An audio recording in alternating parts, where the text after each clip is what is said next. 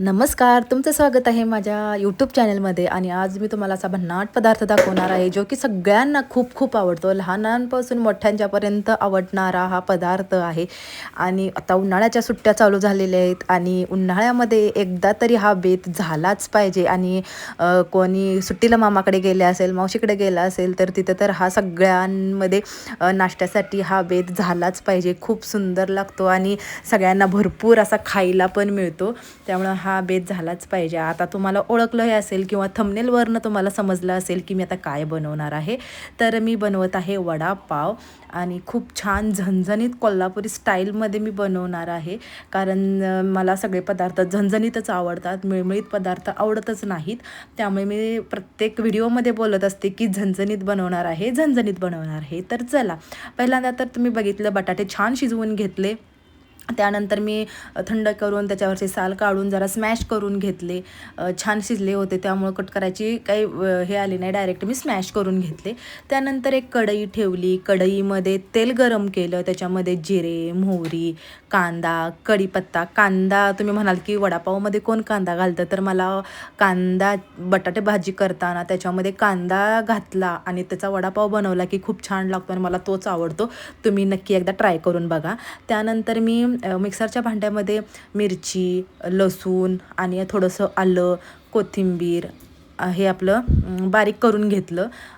त्याशिवाय हे पेस्ट घातल्याशिवाय झणझणीतपणा येत नाही, त्यासाठी मी हे करून घेतलं. छान तेलामध्ये भाजून घेतलं हे सगळं मी. आणि त्याच्यामध्ये आपलं बारीक केलेलं स्मॅश केलेला बटाटा कढईमध्ये टाकला आणि तो आता छान मी हलवून घेणार आहे. हळद पण टाकणार आहे. थोडंसं मीठ जरी टाकलं तरी पण चालेल आणि लिंबू पण पिळायचं आहे बरं का. मी आधीच सांगते, कारण माझं लिंबू पिळतानाचं व्हिडिओ झालेला नाही आहे. पण लिंबू पिळा, खूप छान टेस्ट लागते लिंबू पिळल्यामुळे. आंबट वगैरे लागत नाही, थोडंसं चव बदलण्यापुरती फक्त लिंबू टाकायचं. कोथिंबीर टाकायची बटाटे भाजीमध्ये. आणि बघा, तुम्ही बघू शकता किती छान झालेली आहे. आणि थोडीशी थंड करायची बटाट्याची भाजी ही. आणि नंतर वडे करायचे, हे तुम्हाला पुढे समजेलच सगळं.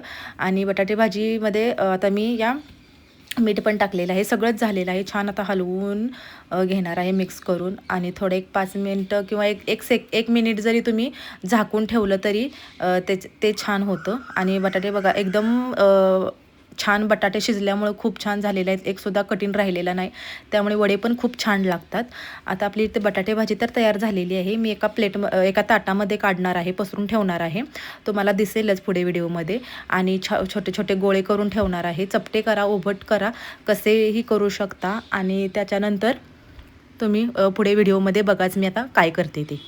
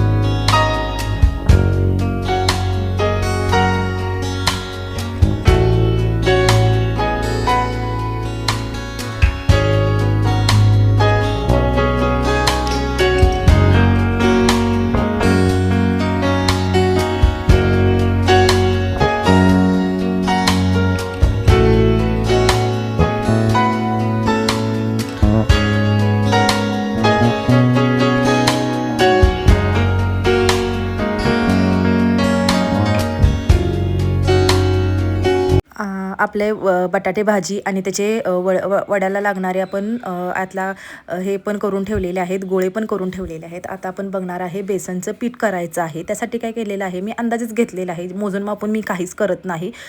जास्त झालं तरी पण फायदाच आहे, नुकसान काही होत नाही. त्यासाठी आता मी बेसनपीठ घेतलेलं आहे. त्याच्यामध्ये टाकलेलं आहे थोडा ओवा टाकलेला आहे.